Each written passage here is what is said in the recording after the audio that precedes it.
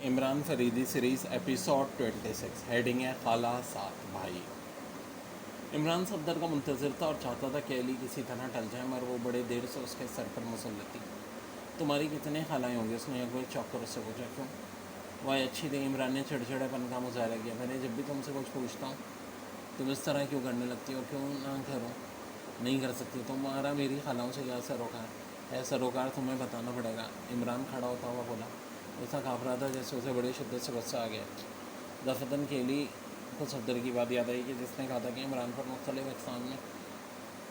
मुख्तलिफ़ किस्म के दौरे पड़ते हैं। केली का दिल धड़कने लगा। इमरान बिल्कुल पागलों के अंदाज में उसे घूर रहा था। तुम अजीब आदमी उठकर दरवाजे की तरफ खिसकती बोली।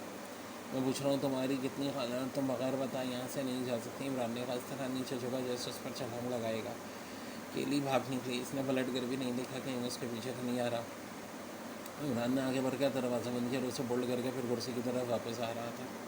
दरवाजे पर दस्तक हुई। अरे अबे कौन है? इमरान नाक के बल बोला।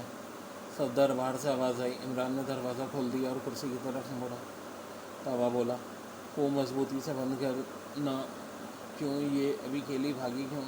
ये सफदर ने दरवाज़ा बोल्ड करते हुए पूछा।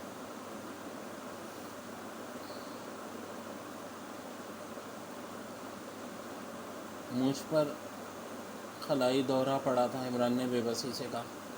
मगर ये यूरोपियन लड़कियां बेखफा नहीं हैं क्या? उसे कहते हैं बेजफ़ा।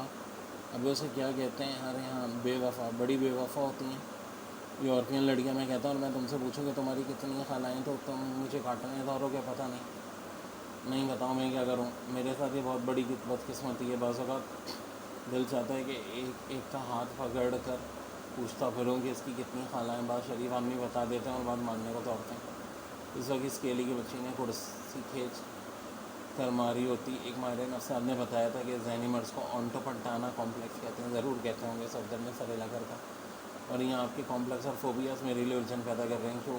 क्या हो गया? लोग मेरा दिमाग चाट रहे हैं। मैं नहीं क्या बताऊँ कि आप किस किस्म के आदमी हैं।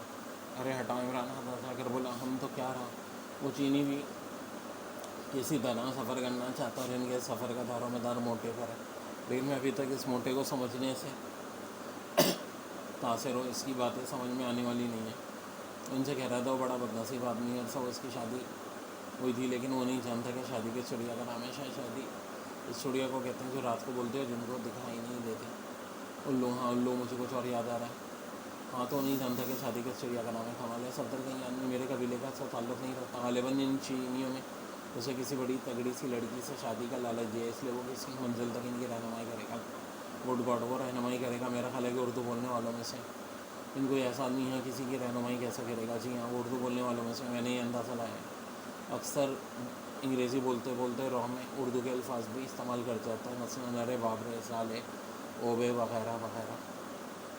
शानदार आदमी मालूम होता है, मगर अफसोसनाक बात यह है कि वो इस चिड़िया से वाकिफ़ नहीं है। हवेलियों को खंडर कर देती है। एक पुरस्कार आदमी की बातें कर रहा है। उनसे कहता है कि तुम इस वादी में उतर ही ना सकोगे।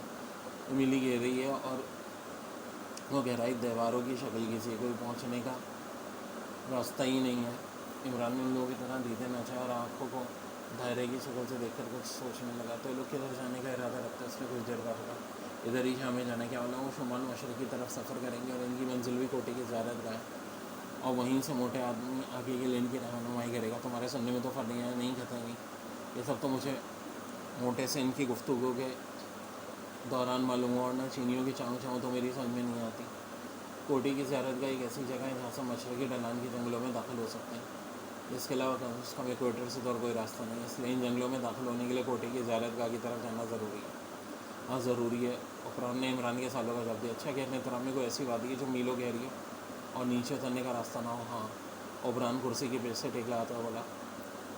तो ये कहोगे तुमने कहीं से तारिक वादी का तज़किरा सुनी है? ये क्या भला? अरे भाई, ये एक लंबी कहानी है। न्यूयॉर्क में तो ऐसे अफराद हैं जिन्हें तारिक वादी का दावा कर लेने का दावा है, लेकिन मुझे इस कहानी पर यकीन नहीं है। वैसे इस सिलसिले में तुम्हारे एक एशियाई सुराग रसा का नाम लिया जा रहा है, कर्नल फरीदी, जिसकी कहानियाँ जासूस नावलों से अख्तियार करती जा रही है।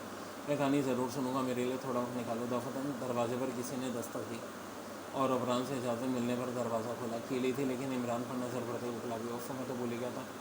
इमरान को राह कर उठा और केली बड़ी फुर्ती से बाहर निकल गई। दरवाज़ा आवाज़ के साथ बंद हो गया। ओबरान सवाली अंदाज में इमरान की तरफ देखा। इमरान ने हाथ कर कहा, आखिर इस मुहिम में किसी औरत की क्या जरूरत थी? मैं भी पूछता हूँ, मगर इसके मुल्क की हुकूमत ने इसका इंतखाब किया कि हम औरतों की हुकूमत है, पता नहीं। ओबरान बेदर्दी से बोला, बेजारी से। हाँ, मैंने क्या कहा था? तारिक आती के मुतालिक मुझे बताओ। ओबरान थोड़ी देर सोचता रहा, फिर बोला, कई साल की बात है कि चिल्ली के एल्बलम पहाड़ पर बर्फ़ में दबी हुई एक लाश मिली थी। ये इनका नस्ल की एक 14 साली शहजादी की लाश थी। इसे एक चीनी ने दरियाफ्त किया था। शायद तुम बदनाम सिंघी का नाम सुना होगा। मुर्दा शहजादी के जिस्म पर चांदी के कुछ ज़ेवरात थे, जिनमें से एक सिंघी ने गायब कर दिया था। कहा जाता है इस तोप पे कदीम तहरीर थी। तो के लिए एक ज़बरदस्त हंगामा हुआ। सिंघी से लेकर एशिया की तरफ भागा। न्यूयॉर्क का मशहूर माहिर आसार कदीमा डॉक्टर शेबर्ड भी इस तोप की तलाश ताक में था। इसकी पार्टी ने कर्नल फरीदी के मुल्क तक सिंघी का ताकुब किया। हम इनकी आपस में झड़पें होती रहीं। फिर फरीदी इनकी तरफ मुतवज्जो हो गया और वो तो सिंघी के हाथ से निकलकर फरीदी के पास जा पहुँचा। इसलिए हासिल किया गया था कि उसे चिल्ली की हुकूमत को वापस कर दिया जाए, क्योंकि चिल्ली की हुकूमत ने इसके लिए इस्ता की थी। लेकिन सिंघी उसे सरकारी ख़जाने से दोबारा ले उड़ा।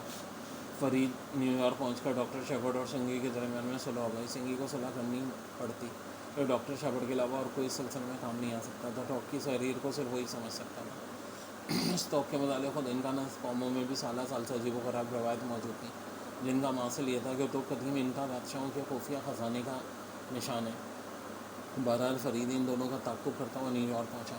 मुझे इस कहानी पर यकीन नहीं है मिस्टर इमरान, जिस तरह मैंने सुना था इस तरह तो मैं बता रहा हूँ। फिर क्या हुआ? डॉक्टर शेफर्ड वो तस्वीर पढ़ लेने में कामयाब हो गया जो इस तोप पर कंधा थी। इस तरह वो तारिक वादी के रास्ते पर लग गए। इधर फरीदी की पार्टी इनका ताक़ुब करती रही। फरीदी के साथ डॉक्टर शेफर्ड की लड़की भी थी, मैं उसका नाम भूल गया। एक मशरकी भी था, न्यूयॉर्क में ही रहता है। दरअसल कहानी इन्हीं दोनों की ज़ुबानी आम लोगों तक पहुँची है। खैर, तो दोनों पार्टियाँ तारिक वादी पहुँच गई। सिंघी फरीदी से पहले वहाँ पहुँचा था, लेकिन वादी में नहीं उतर सका। रास्ते में डॉक्टर शेफर्ड सिंघी के हाथों मारा गया। सिंघी ने वादी में दाखिल होना चाहा, लेकिन इसके कई आदमी मर गए, क्योंकि जिस गार के ज़रिए उसने वादी में उतरने की कोशिश की थी, उसके दाने से गैस खारिज हो रही थी। ये देखकर सिंघी और उसके साथियों ने गैस मास्क पहन लिया और गार में उतरते ही जा रहे थे कि फरीदी ने अपने खोप में आग लगा कर उसे गार के दाने की तरफ उछाल दिया। गैस ने आग पकड़ ली और गार से बहुत ऊँचे लपक उठने लगी, और सिंघी, जिस पर दीवानगी का दौरा था, उस आग में कूद कर गायब हो गया। फिर फरीदी और उसके साथी कोई दूसरा रास्ता तलाश करने लगे, लेकिन इन्हें कोई दूसरा रास्ता नहीं मिल सका और वो नाकाम वापस आए थे। तो भी फरीदी को नहीं मिल सका था कि वह सिंघी उसे अपने साथ ले गया था। आखिर तुम्हें इस कहानी पर यकीन नहीं आया, जबकि डॉक्टर शेफर्ड की भी वापसी नहीं हुई थी। अरे मैं उसे तस्लीम कर सकता हूँ कि उसे सिंघी ने मार डाला होगा, लेकिन यह फाका किसी दूसरे मामले से भी मुताल्लिक हो सकता है। शेफर्ड बहुत मालदार था, हो सकता है उसे उसके किसी अजीज़ ने ख़त्म कर दिया और जुर्म पर पर्दा डालने के लिए कहानी तराशी गई हो। इमरान कुछ ना बोला, कुछ सोच में था। फिर थोड़ी देर बाद उसने अफरान को उस मोटे आदमी के मुताबिक बताया जो चीनियों के साथ था। अफरान तवज्जो और दिलचस्पी से सुनता रहा। फिर बोला, अगर ये बात है तो मुमकिन है कहानी सच्ची है, और मैंने भी इस देवजात को देखा है। मैं देख लेने से तो काम नहीं चल सकता मिस्टर अफरान। फिर बताओ क्या करूँ? कुछ ना करो, अब सब कुछ मुझ पर छोड़ दो। लेकिन हाँ, इस सूरत में मेरे किसी काम में दखल अंदाजी मत करना। मैं जो भी करता हूँ अपनी जिम्मेदारी में, और तुम क्या करोगे बस देख लेना। मोटा हमारे लिए सफ़र के लिए बहुत ज़रूरी है। यानी इस कहानी को पावर कर लिया जाए तो सिंघी या फरीदी ही की पार्टी का कोई आदमी हो सकता है। वो कोई भी हमारे लिए यकीनी तौर पर कराना साबित हो सकता है। बात ख़त्म हो गई। इमरान अफरान के कैमरे से उठ गया। सदर उसके साथी था। उसने पूछा, लेकिन क्या ज़रूरी है कि मोटा इन चीनियों के बजाय हमारा साथ दे? मेरा ख्याल है मैं इस मोटे आदमी को किसी हद तक समझ सका हूँ। वो कुछ भी हो, लेकिन चीनी हर वक्त उसकी निगरानी करता रहता है। अगर तुम फिक्र ना करो, मैं देखूँगा इस सिलसिले में क्या हो सकता है। इसी रात को इनकी रवानगी थी। सदर की समझ में नहीं आ सका कि आखिर इमरान अपने मकसद में किस तरह कामयाब हो सकेगा। सरे शामी वो इस मुकाम की तरफ रवाना हो गए जहाँ से इन्हें कोठी के लिए रवाना होना था। लेकिन इमरान रास्ते से गायब हो गया था। बाद में उपरान से सदर को मालूम हुआ कि 10 बजे तक वापस आने का कह गया। सदर वगैरह इस सराय में पहुँचे जहाँ इनके लिए घोड़े और बारबरदार मजदूर मौजूद थे। 10 बजे तक इमरान का इंतज़ार होता रहा, लेकिन वो नहीं आया। उपरान को इस सिलसिले में तशवीश वगैरह था कि इमरान किसी मुसीबत में मुब्तला ना हो जाए। वो यहाँ की ज़ुबान भी नहीं जानता और यहाँ अंग्रेज़ी ज़ुबान बोलने वाले हमें मिलते। फिर तकरीबन 11:15 बजे उपरान उसकी तलाश में जाने के लिए उठ ही रहा था कि इमरान इस मोटे समीर वहाँ पहुँच गया। इन्हें इस बात पर हैरत हुई कि मोटा आदमी खुश भी नज़र आ रहा था। मिस केलीग्राम में इमरान ने आते ही मोटे आदमी का तारुफ केली से कराया। और अब मिस्टर कासिम है, मेरा खाला साहब भाई। कासिम ने बत्ती से निकल कर कहा, बड़ी खुश हुई। जी हाँ, बाकी लोग समझते थे शायद वो इनका तारुफ भी कराएगा, लेकिन इमरान ने बिल्कुल ही खामोशी अख्तियार कर ली। सफदर ने इमरान को अलग ले जाकर पूछा, आखिर ये मौज़ा कैसे ज़ोर हुआ? अरे इमरान ने लापरवाही से कहा, वो सब इसी कमरे में थे। वह इन्होंने कॉफ़ी तलब की। फॉक्सेस मोटे ने चाय मंगवाई या मुमकिन है ये कॉफ़ी पीते ही नहीं।